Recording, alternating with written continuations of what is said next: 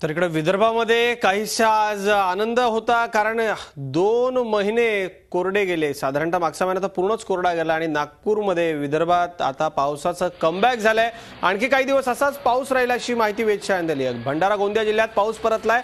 अद्याप पावसाची रिपरिप सुरू आहे। पावसाचा धान उत्पादक शेतकऱ्यांना फायदा झाला। महिनाभरापासून दडी मारलेल्या वरुणराजानं यवतमाळमध्ये दमदार हजेरी लावली आहे। जिल्ह्यात सकाळपासून संततधारेनं बळीराजा सुखावलाय। अकोला शहरासह जिल्ह्यातही सर्वदूर पाऊस आहे। अकोला जिल्ह्यामधल्या अकोला तालुका, अकोट, बार्शीटाकळी, मूर्तिजापूर, तेल्हारा, बाळापूर, पातूर या 7ही तालुक्यात पावसानं जोरदार बॅटिंग केली आहे। बुलढाणा जिल्ह्यामध्ये देखील पावसानं हजेरी लावली आहे। पावसाच्या सरी बरसल्यानं बळीराजाचा आनंद गगनात मावेना असाच झालाय, कारण आता दमदार हजेरीमुळे शेतकऱ्यांच्या दुबार पेरणीला एक प्रकारे नव संजीवनी मिळाली आहे। हा पाऊस, हा वरुणराजा असाच संबंध महाराष्ट्रावर कृपा करो, हीच बळीराजा प्रार्थना करतो।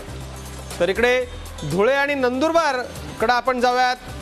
उत्तर महाराष्ट्रामध्ये धुळे आणि नंदुरबार जिल्ह्यात देखील समाधानकारक पाऊस झालाय, त्यामुळे शेतकऱ्यांना काही प्रमाणात दिलासा मिळालाय। खानदेशमधल्या जळगाव, धुळे आणि नंदुरबार जिल्ह्याच्या काही भागात संततधार तर काही भागात भीज पाऊस आला, हजेरी लावून गेला। हजारो हेक्टर क्षेत्रावरच्या पिकांना यामुळे जीवनदान लाभले।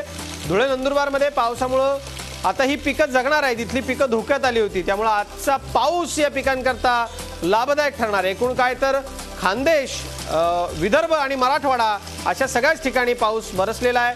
आनंद आहे, तो असाच राहावा हीच बळीराजाची इच्छा आहे। झी 24 तास रहा एक पाऊल पुढे।